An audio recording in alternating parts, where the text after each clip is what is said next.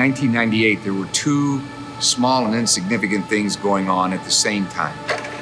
One, here in Jacksonville, Mark Brunell had invited a few of his friends on the team over for a Bible study, and that night, literally all of them turned their lives over to Jesus, surrendered to Jesus, and some of their wives. It was amazing. The other simultaneous thing that was happening was Debbie and I.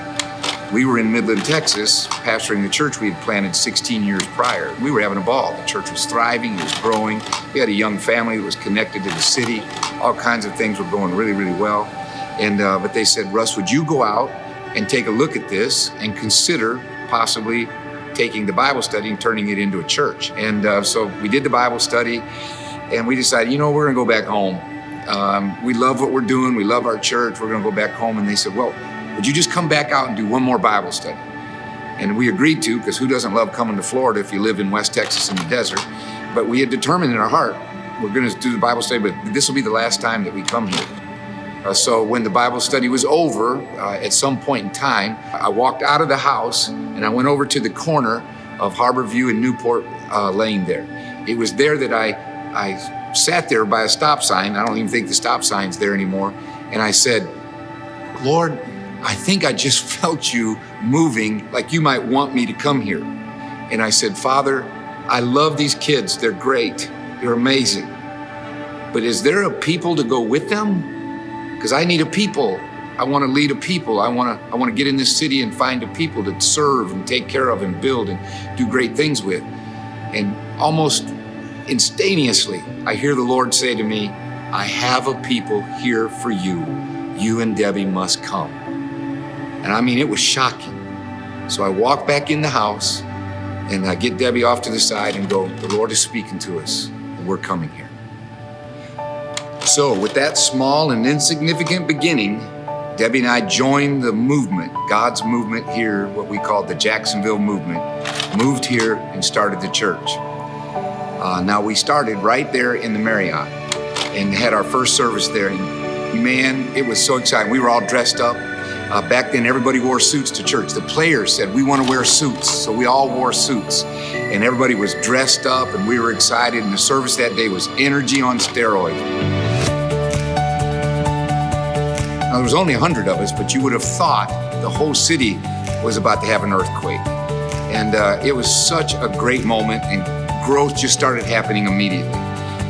Pretty soon, we'd rented all kinds of space around the Marriott there, and we were just running out of room. So we had to find a place to go. Now, we found a warehouse, what we fondly called the warehouse, just about 1.5 miles away. We go to the warehouse and find this space, and it was a ton of fun because we did a lot of the work ourselves.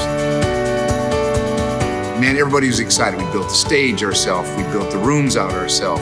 Everybody in the church was working on it, and everybody was super excited. And off we went into the warehouse and had an amazing season of growth. We started growing and growing and growing.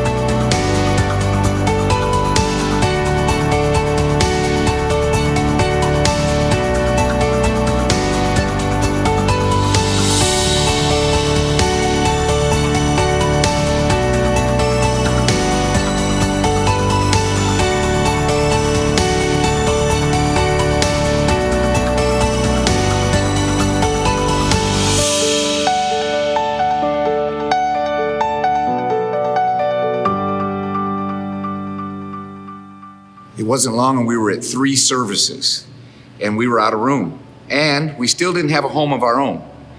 And we all wanted that place to say, hey, we are here to stay. So people in the church all were looking for land. I was looking for land, but people in the church were always checking on options, trying to find some land. And then providentially, a man who we knew through mowing yards came to us and said, I know a piece of property that's just about to come on the market. He says, I actually mowed that for them. And he said, but it's not known by anybody and it's just about to be there. You should go check on it. So we drove over to it and we looked at it and said, we have to try to get this. It was 150 acres, the acreage we're on right now. And so through people mowing yards and knowing each other, we found out about this, met with the people. When they found out what we were gonna do with it, they made a special option and deal for us. And so the whole thing was just a God story running about how we got on this property. And you should have seen the day whenever we first opened the gate, because in the beginning it was just a gate with some trees around it that opened up into an opening. When the first set of cars started driving through the gate, we were all so excited to go to our own piece of land. We had one day where we went out and just prayed over the land and brought our little bottles of seed that we had, to sow your seed, and everybody had their little bottles of seed that we'd given out in the church. We had another time that we came out and staked out the building. We had a footprint of the building out on the property, and we staked out the building with these little orange stakes, and people were praying as a family at their stake for the building, what God was doing. It was super exciting. So here we are in the middle of this miracle, and now we got to build a building. And it was always for us big faith. So if we're going to build a building, build one. And that's what everybody wanted to do. So we were off and running with this building that we're in right now. But it took the sacrifice and commitment. And that's what I want to draw attention to. These things don't just go up. It means people sowed their life, their resources, their time, their treasure, their talent into it to make it happen. That's what a God story is, when all the people are involved in it.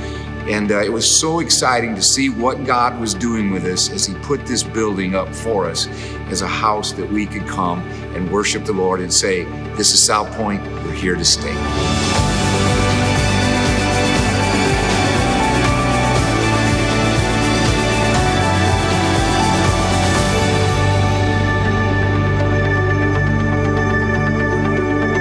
So then we were done. November 2005, we moved in, and since then, thousands of people have surrendered their lives to Jesus, been discipled, and lived transformed lives. It has been an amazing God story, seeing what God has done in these buildings to form his people. And that's what we learned. On the way to what you're doing, what is more important is who you're becoming. And so what was happening was God was building buildings, getting us new land. He was doing all these things we're excited about, but it was who the people were becoming. They were changing. They were being formed into something. So our history is not a history of buildings. Our history is a history of people's lives being changed, and then they, as a great people together, communicate the kingdom of God out into the city that we're called to. Over time, we realized that we were being led and guided by three dynamic values: big faith, radical discipleship, and spiritual family. Big faith because we believed in a big God. We knew he wanted to do big things with us, so we were going to have it no other way. Radical discipleship because we knew that God wanted to transform us and change us, and that would lead us to the good life. So we were investing in one another's lives. We were surrendering our lives in every way and form and fashion that we could find as we could learn how to obey Jesus day by day. And then we would become a people with big faith that are radically discipled over time, become a spiritual family. And God has been faithful. I mean, this people that I walk with are amazing. People have given their time, their talent, their treasure to make this whole thing happen. They have gone out into the city and they have told others about Jesus and invited them to the church services. And some of those people have become part of this great family. They have worshiped together. They have labored together. They have prayed together. They have gone on mission together. They have served together, and one of the coolest things is many of them are growing old together. They are a family that is walking together. I love being with them. They're the best. This 20 years for Debbie and I has been better than it has been for anybody else who's been here. Okay, so here it is, March 3rd, 2019. 20 years later from that small beginning, I'm going, what is this all about? Well, I think it's prologue. That's what I think. I think it's prologue. There's 900,000 lost people in the city of Jacksonville that Jesus wants to reach. I think this is all about Jesus preparing us to reach that 900,000 people, to touch this city with his glory, to bring his kingdom to bear on the world that we live, work, and play in. You and I have something we've got to do right now, because now's our time. Not the past, not the future. We're creating the future right now. You and I are continuing the God story called South Point Community Church. We got to get out and share the gospel. We got to make disciples. We got to serve. We got to raise godly families. We got to do what he's called us to do. There are people being born right now that are going to be a part of this family in the future. Because we're not supposed to be here 20 years or 30 years or 50. We're supposed to be here 100 years. This church is supposed to last as long as the city lasts. So with that in mind, we have to do our job now, and then we have to remember that we're building for a future. So when you think about it, right now, this 20 years has been prologue for right now and the future. It's just the beginning. It's the first chapter in the book. That would mean this: after 20 years of God's faithfulness, we look at it and celebrate it. But I want you to know this: we are just getting started.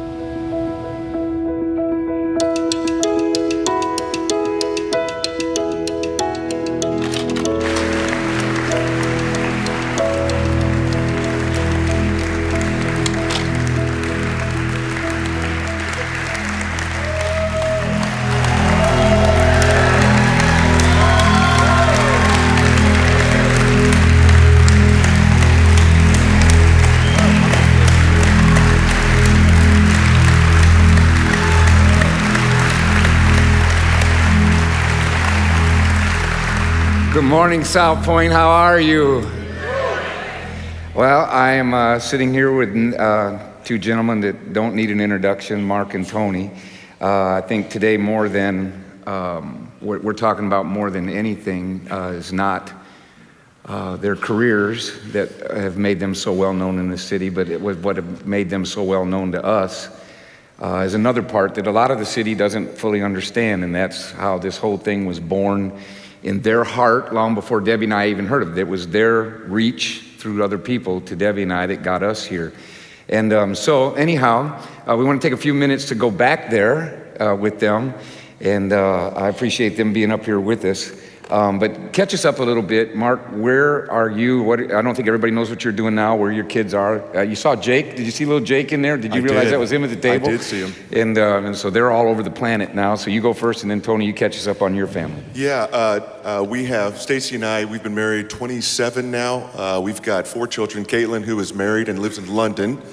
And Jake, who was up there, he's working in Seattle. We have a son, Joseph, who's going to school up in D.C., and then our baby Luke is a junior at the Episcopal School of Jacksonville. I coach high school football at Episcopal, work for Channel 4, do some local TV, and work with some NFL alumni. Uh-oh, do we lose his mic? Oh, there we're back. Yeah. Good, I'm glad it went off.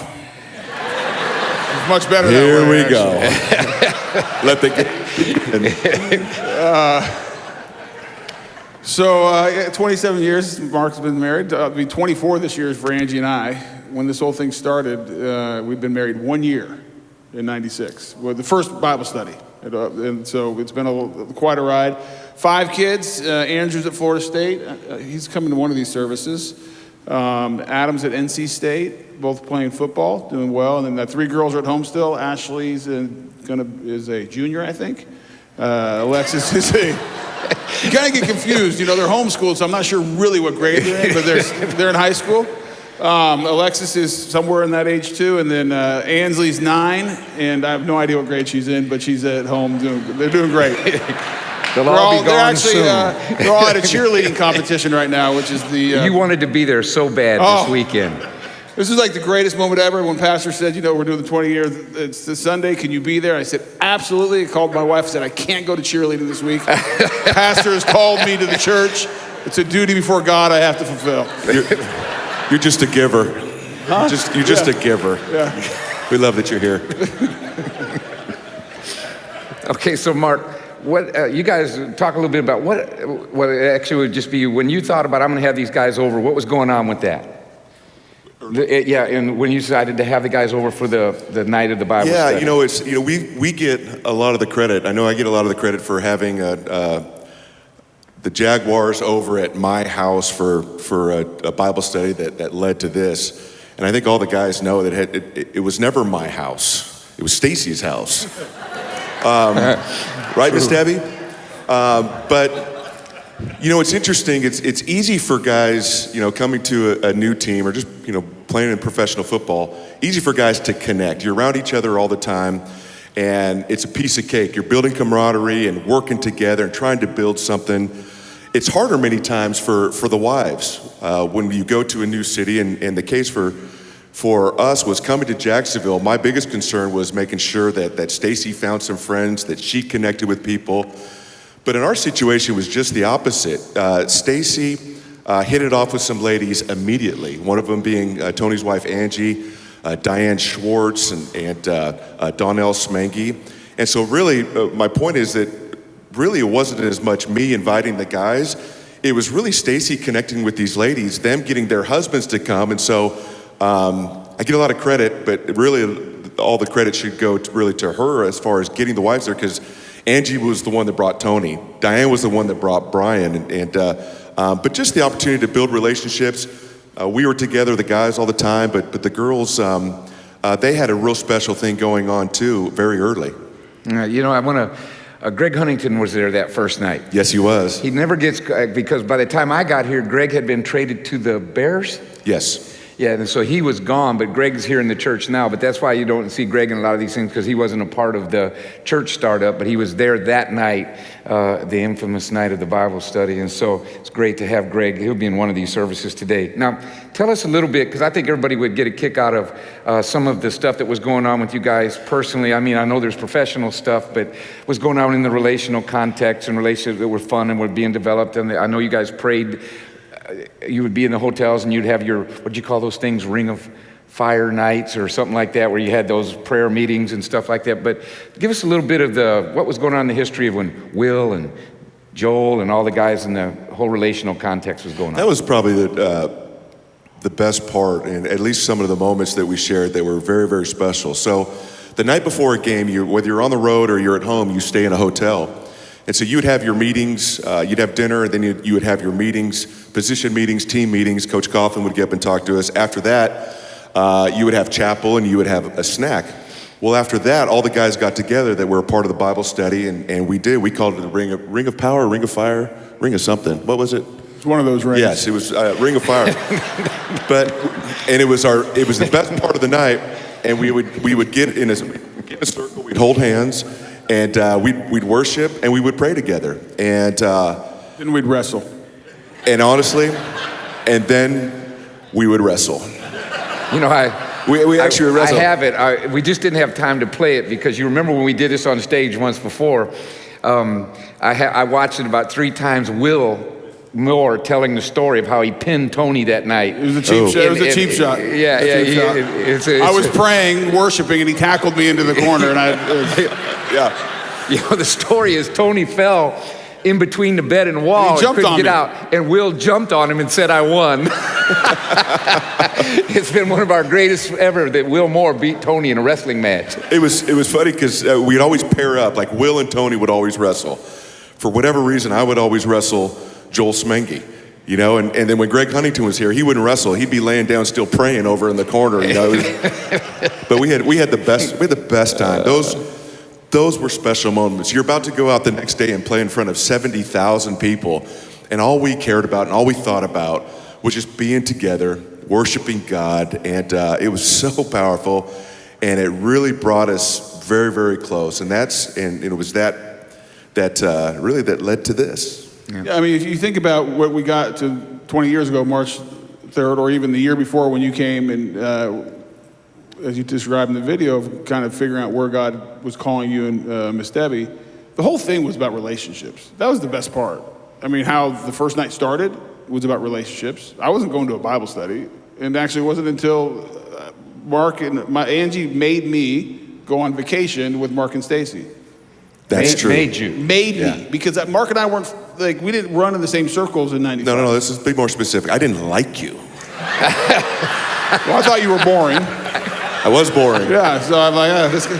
And I remember my wife came home after the rookie season, and I mean, Mark was the quarterback. You know, we knew each other, but it wasn't like we hung. And she goes, "We're going on vacation with Mark." Do we need and to be Stacey." specific? No, that's good enough. Okay. And why we didn't hang out? Did we need to go? No, okay, I'm sorry. Go ahead. And anyways, and she goes, "We're going on vacation with him." I said, "And why are we going on vacation with him?"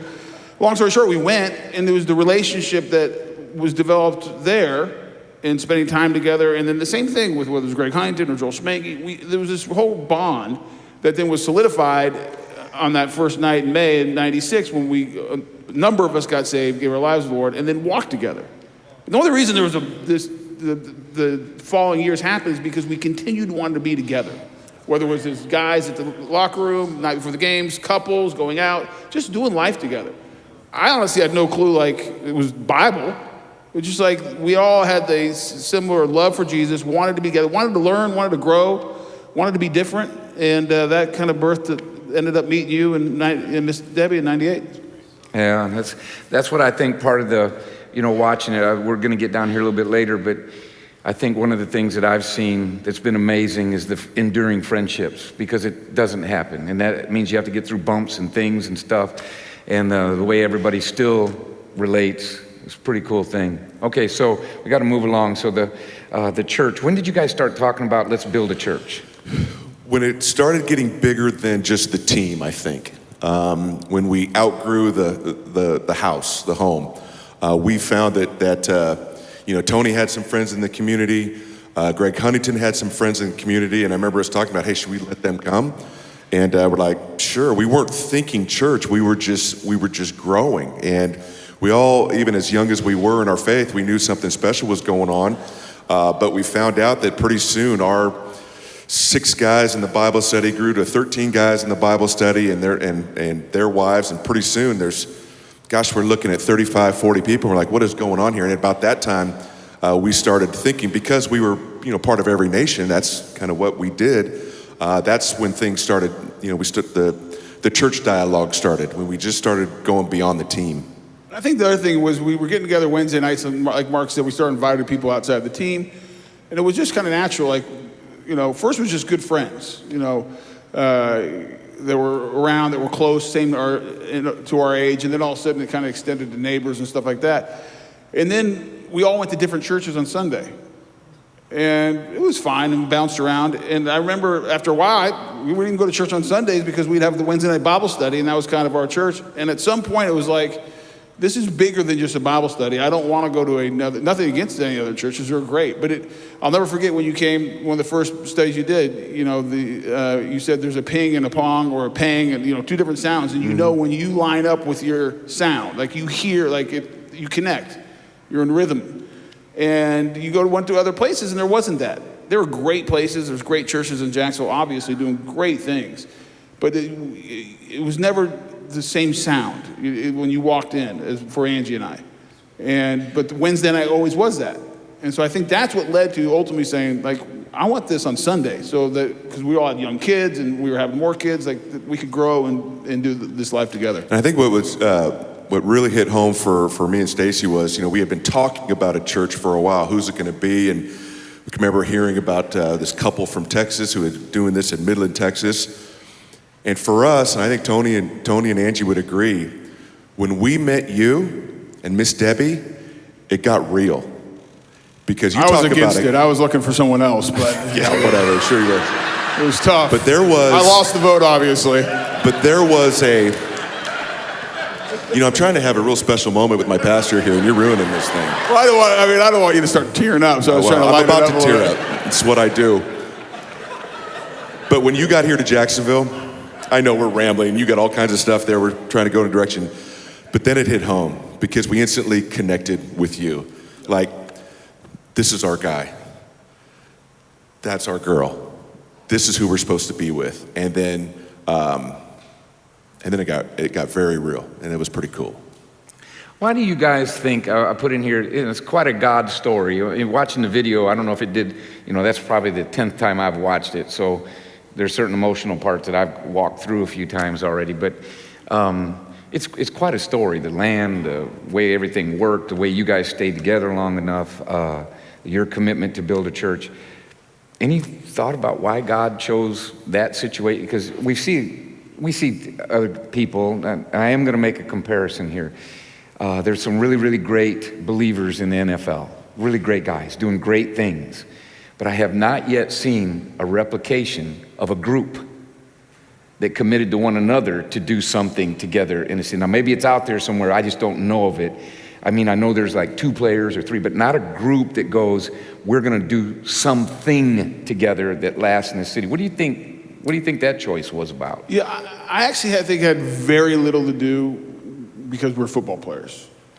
And I think God in his wisdom and sovereignty saw a moment when there's this new football team, so a bunch of new people coming together, obviously wanted to do something well beyond. Forever at the beginning it was like, it's about the football guys. Well, this is obviously not that at all any longer. Maybe that's where it started. And I think God just uses it as the vehicle that he wanted to start and build a people, this people in the city of Jacksonville. I think it had very little to do with because we're football players. Because we've looked back and we've all been a part of it, and it's been tried to be replicated in other places. Like, hey, these guys are all together, let's start a church or do something. And some have kind of gone in their way. But to me, it was never about that. It was always well beyond what was happening on the football team, because our lives were impacted outside of that, and we started inviting people outside of that, and that was really the growth of the church. The first Bible study was in 96, May 13th, 1996. I remember my teammates are standing up. It was amazing. We couldn't believe it. Stacy and I that night were just shocked that God had done something. It was awesome. But that night led to what this is. But back then, wasn't a lot of people, but I think God back then had everyone here in mind. That's who he had in mind, yeah, you know. And you mentioned it. There's wonderful churches, and that's great. But I've often heard that when you find your people, you find your purpose. Well, these are our people. You are our people. We are together. And so, 23 years ago, he was thinking of you all, and I think that's what's so special. It was a really cool start to something that will have no end, and to be a part of that in the beginning was a lot of fun. Praise God. It's great. Well, listen, we have enough time here, I think, to give me a real quick, because I think people would be interested in this, and I've stayed away from that. But what do you guys miss about playing? What do you about besides playing? The obvious? Game day and payday? Yeah. Especially payday? Yeah, I was going to say the money. After the money, then. Actually, really, it's real simple. And Tony would say the same thing. You miss the relationships, the guys. I mean, we were fortunate for a long time to play a kids game, so we never really had to grow up. We got to play football for a living. And so in that, you build great relationships at the locker room, on the road, getting to know each other and really have a fun day. I miss the guys. I miss that camaraderie, that chemistry, the clowning around. But there's a serious side to that too. Building something with your teammates, working hard together, you know, going through something on a team and having to lock arms to fight through it. All of those things that we talk about here, that, you know, in doing life, we had to do together to build a good football team. I miss that with the guys. It's the locker room, I mean, which is basically I think what Mark was saying. Love the locker room, love making fun of people, getting made fun of, joking. I mean, it's a bunch of overgrown teenagers in a locker room with money. I mean, it actually is quite ridiculous when you think about it. And then for me, it's the competing. I mean, just competing and trying to do something together and individually, like the nerves, the anxiety, getting on the field, and like a finality being 3 hours later or 60 minutes on the clock. I miss the competition. And I think when you play at any professional sport, I mean, you try to replicate it and do other things, but it's hard to replace that. Tony misses that because every time he competed, he won. That wasn't the case for everybody else. But he wasn't competing. He missed the absolute domination on game days. That wasn't the case for me, not so much. Yeah, good job. Thank you. But you know, the funny thing is, I love the game of football. The money was great, obviously, but it was more than just the money. The locker room is one of the greatest moments of my memory. The moments that I remember the best of playing in the NFL or college. Okay, we have just the right amount of time. I gave it to you early because it's a hard question to answer.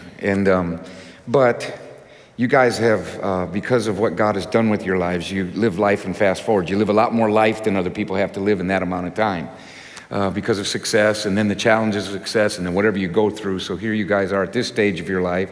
We're looking at the future, and the most There is not I used to say the most important people are the college people, the most important people are the older people. I don't think there is a most important people anymore. I think people are people. And we're all important to each other in different ways. So I don't want to say more important, but the ones who are going to carry the beginning somewhere beyond us, or somewhere around 25 years old right now, that generation is going to go way out there somewhere. It's the ones that Ryan and Aaron are leading right now. They're the ones that are going to go. And so you got a couple of minutes apiece to go, hey, you're 25. Here's a couple of things I've picked up out of my life. Do this. It'll help you. It'll help you succeed. It's actually really easy for me because we were 25, 26 when we were just starting out. I don't make it unless I got this guy. I don't. I don't survive. I don't think I last. I think I fade out if I don't have someone to do life with. We used to drive together. We used to drive into work together. And I'd get in his big ugly truck and he'd say, hey, did you get in the Word this morning? And I said, yeah. Did you pray? Yeah. We were always in each other's lives. Sometimes it would get competitive. Hey, did you read? He said, yeah, I got a chapter. And I got a chapter in Mark. And Tony said, yeah, I read 2 chapters in John. And I'd say, well, yeah, you probably prayed 10 minutes. I usually pray 30 kind of thing. But and so we would go back and forth. But there was one of my biggest prayers when I came to Jacksonville is that God would give me a Jonathan, that God would give me someone to walk with. When I was in Green Bay, I had nobody. Christian, I didn't have anybody. It was my biggest prayer.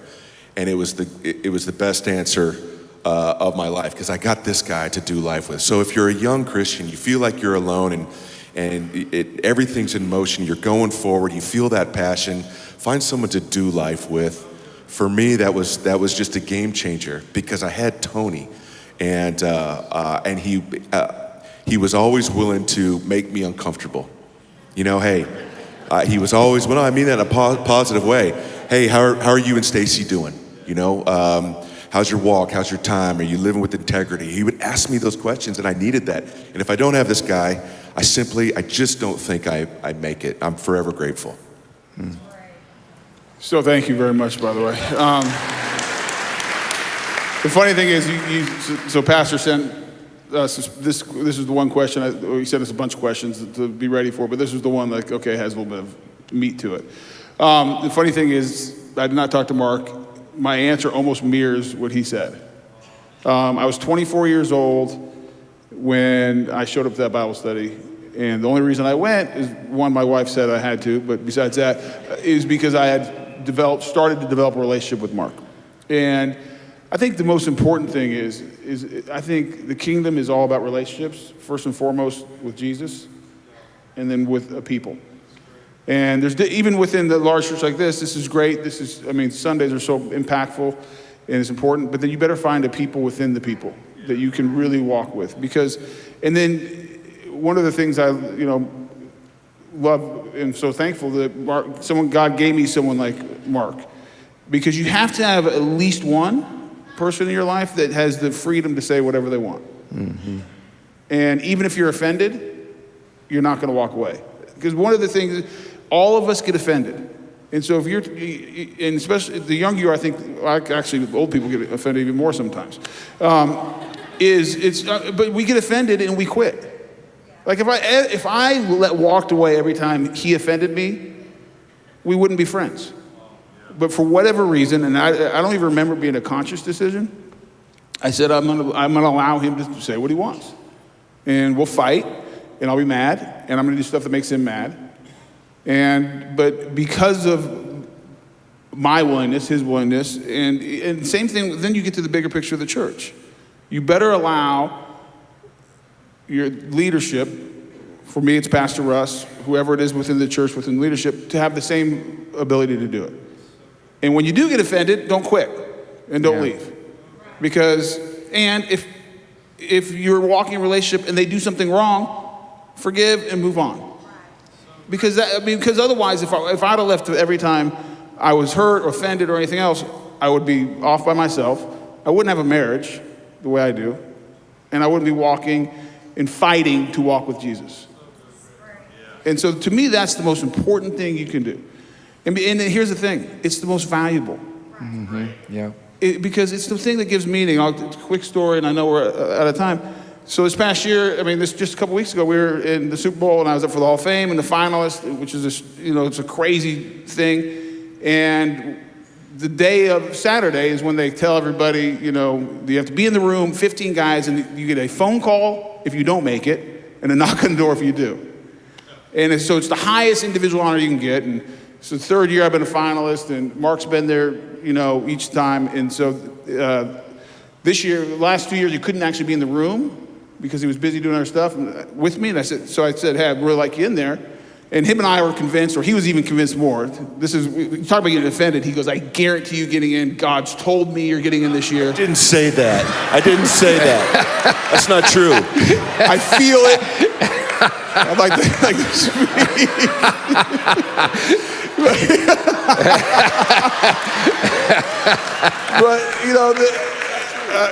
But it sounds better.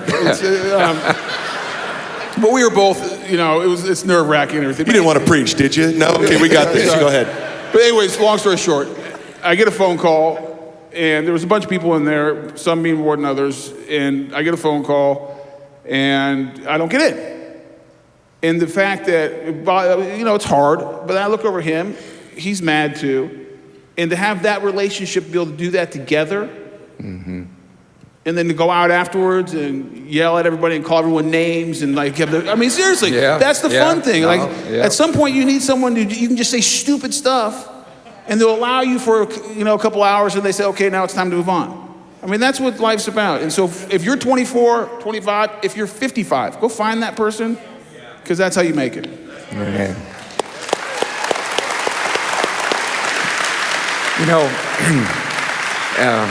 First of all, I want to say this. I was God's second choice. And what I've learned of that, he said, the first guy met you and loved it, said, I can't help Tony, I'm not going. And so... I believe that, actually. Yeah. It's a very fair point. I'm surprised. After spending all day with you and Debbie driving around, I'm surprised. I was their driver day one. I'm surprised they came. It was so funny. I was the biggest human being I've ever seen when I got here to the airport. And he carried all my suitcases at the same time. Literally, I thought, this is a total show-off move right here. He literally had 4 suitcases, carrying them all at the same time out to his car. And I thought, this is impressive. This is pretty impressive. Here's what I want to say. Thank you. I think everybody wants to say thank you because I wasn't involved in that smallest of small beginnings. Whenever Jesus said, hey, do this, whatever you guys thought you were doing, which probably, who would know? And I think it was probably more or less gather a few hundred people and be who we are together. I don't think anybody thought this until it kind of pieced together. And but thank you for being committed to one another, to the rest of the guys. Thank you to all of them they'll see this video. People here that aren't here today that I wish could be. Thank you to all of them and their commitment in those days, but thank you for what you've done and the seed you've sown and who we've become because of you. Everybody, Mark and Tony, let's give them a hand.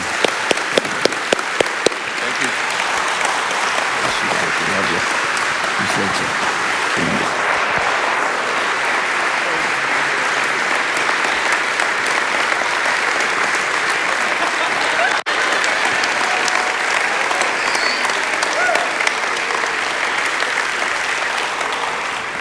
Go ahead and grab a seat and look at this picture on the screen. I just have a couple of closing remarks to make here this morning before we let you out. That is St. Aldate's Church, not Aldersgate, Aldate's Church. That church is 1,000 years old. 900 of the 1,000 years of its existence in Oxford, England, have been on that piece of property, and part of that building, there's catacombs underneath it, are over 900 years old. Here's what I want you to know. If you go home, type up St. Aldsgate, A-L-D-S-G-A-T-E-S, church.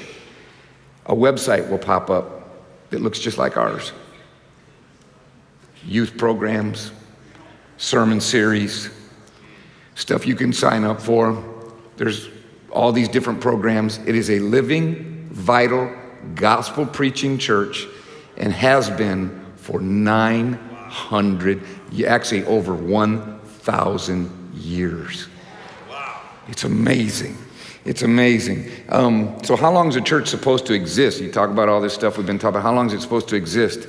Well, it's supposed to exist from when it starts to the death of the city. From when it starts to the death of the city. So you look at all this thing and you say, how does that work? Well, if it's based on timeless truth, based on timeless, everybody say timeless, timeless truth, and if it's faithful to renew its heart, the church as a whole, renew its heart over and over again to Jesus and his commitment to reaching the world. All it needs is timeless truth and a renewing commitment to Jesus and his commitment to reach the world, and it will stay alive and vital for all of its history. That's what it's got to have. And so when we look at it, we're thinking about, let's think about us being 100 years old before we leave this morning. Let's think about being 100 years old, not the last 20, 100. Just like I said in the video.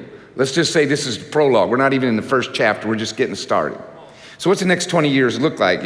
Let's take 20 of that 100. There'll be plenty to do because Jacksonville is growing at 1.5% a year. All right, you go, that's it? No, that's a lot. And it's a lot. So by the time 2039 rolls around, Jacksonville Metro will be somewhere between 1.8 and 2 million people. So there's a lot of people that God has called us to reach. So the growing population of lost people is increasing. So there's a lot of work to do. Now I want to show you something that I know no one ever would have sat and thought about. 2019, March the 3rd, 2039. Today's the 2019, the year 2019. Let's go to 2039, 20 years from now, and I want to show you something. If we stayed just the way we are today, just today, and did it over and over again for 20 years, 1,500 adults giving 2 hours a week on average to this. That would mean your drive here, your commitment to stay in the service, and your drive home. If everybody just did that, look what happens over 20 years. You have committed 3 million man hours. 3 million man hours over a 20-year period. And at $3.5 million a year is what we give right now, is where we're at. It needs to be better, by the way, but no, we'll talk about that some other time. And so $3.5 million a year over 20 years, that's easy math, right? We will give $70 million. So over the next 20 years, we'll give $70 million. If nothing changes, we just stay right here with 3 million man hours, all right? So that covers our time and our treasure. The one thing it doesn't cover, because there's not a metric for it, is our talent. People always say that what you commit to God is your time, your talent, and your treasure. All right, so your talent is who you are. It's about what you are in your heart. It's the ministry you do. It's the stuff it's the love you give. It's the faith you exercise. It's the prayers you pray. That it's your gift, you working your gift for the glory of God to be a blessing to the body of Christ.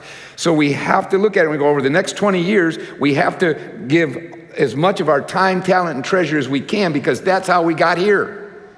How we got here today, what we're celebrating is a bunch of people giving a bunch of time and a bunch of their treasure and a bunch of their talent, and that makes us who we are today. Jesus gets all the glory, but you have to understand, he looks back at it and goes, but I used you. And so there's a part of it, we don't take Jesus' glory, but we have to understand when he uses us, great things happen.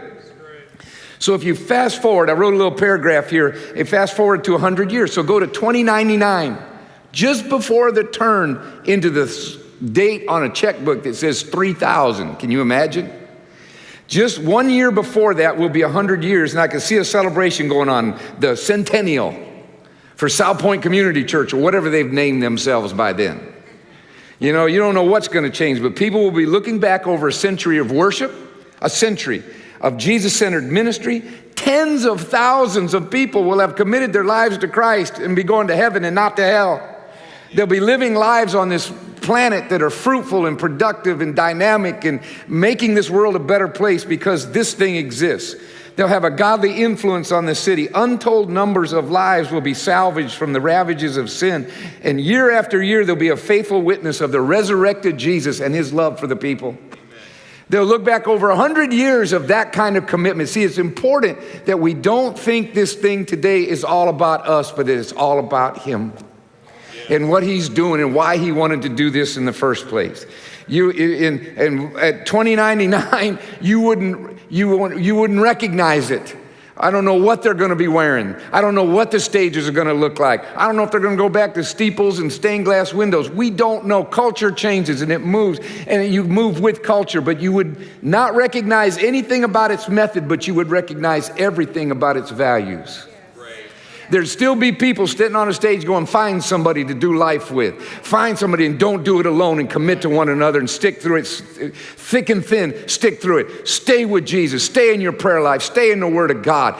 Be a spiritual family. Do something with big faith and get radical about discipleship, and don't be cheesy in your walk with Jesus and take it casual. Somebody's going to be saying that. They're going to be wearing something different. They're going to be in some kind of different building. Something's going to look a lot different on the outside, but it's going to be dead the same on the inside.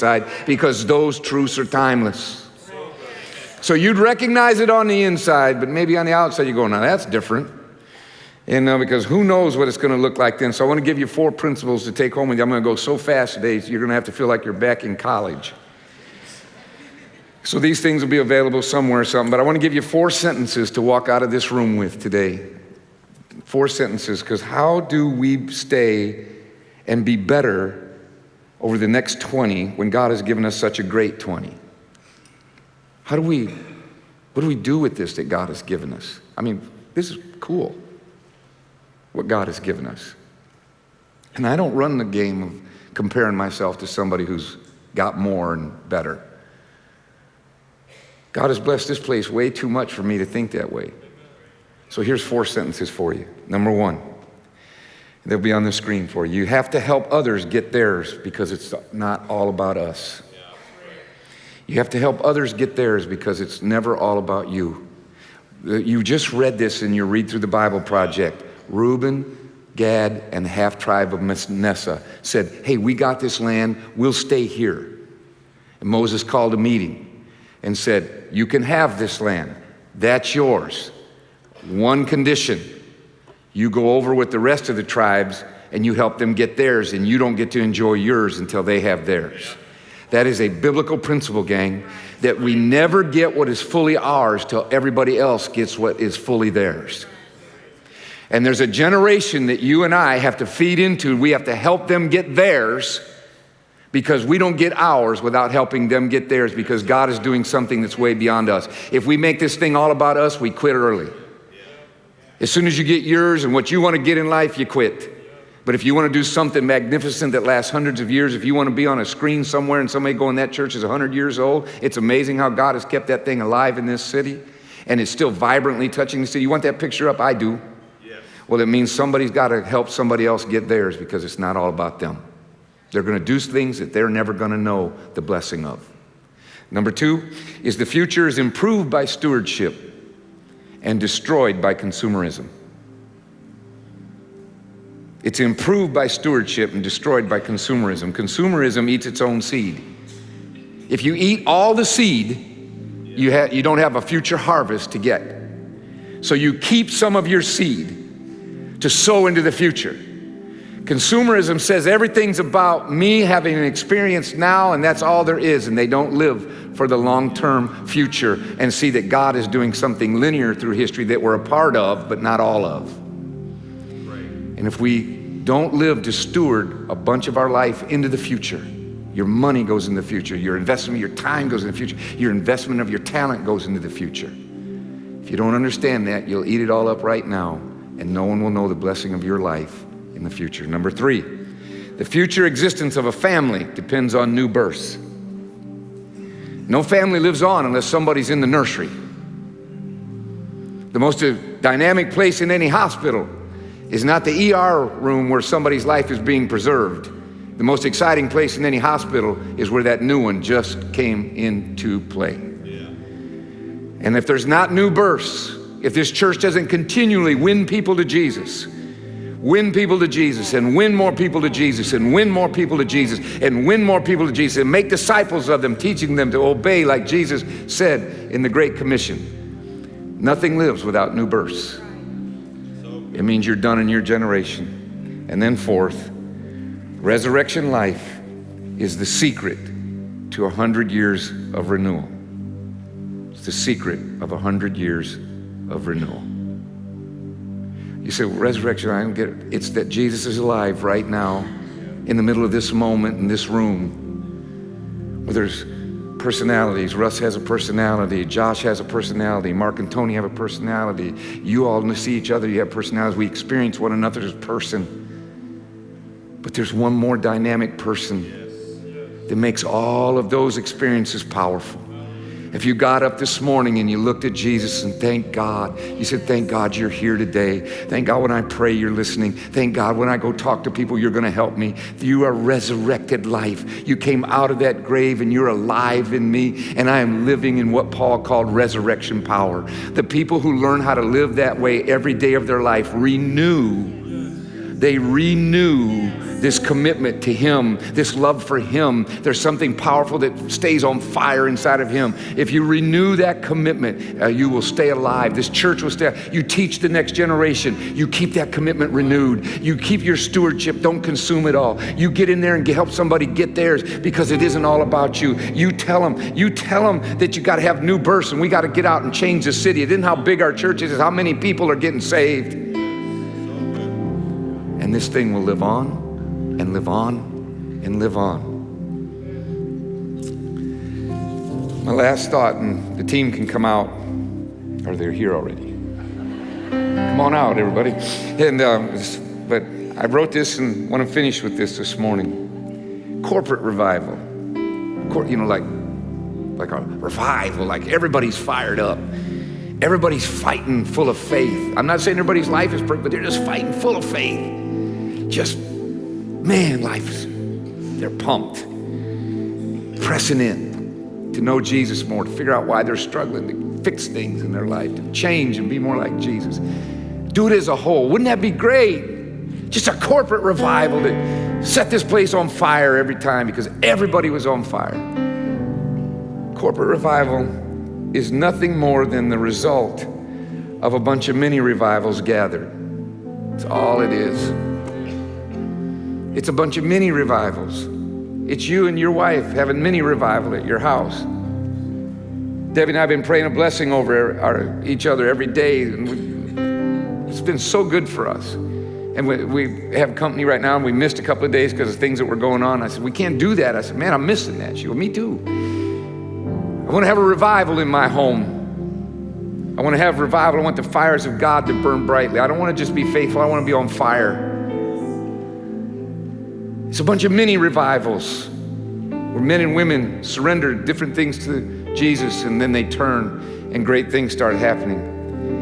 Because corporate revivals, what happens, everybody wants a corporate revival, folks, and what happens is we start trying to imitate them corporately.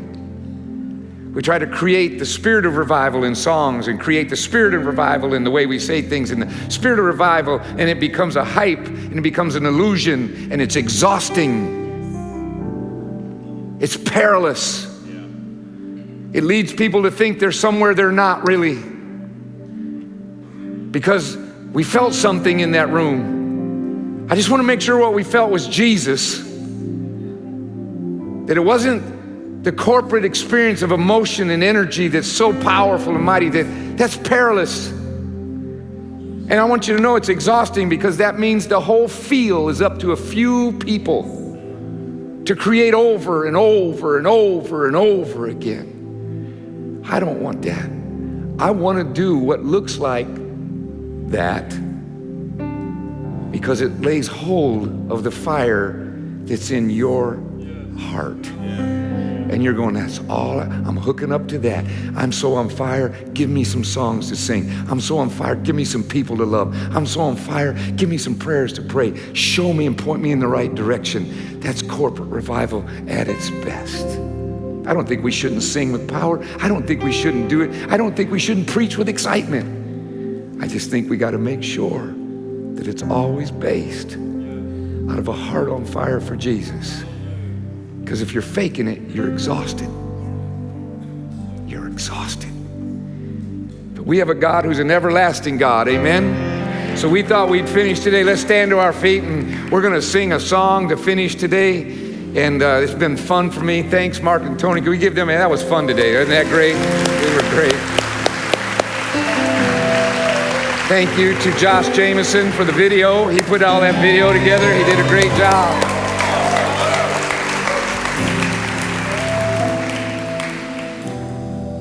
He's an everlasting God. Father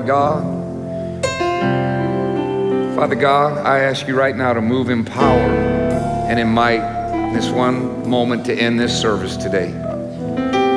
I pray, God, as we sing this song and celebrate you and your everlasting love, that we'll be so thankful for the years of faithfulness.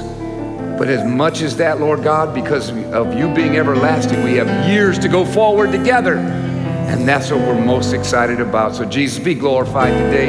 And thank you, Jesus. Thank you, Jesus, for these 20 years. But it's prologue. Lord Jesus, we're just getting started. Thank you.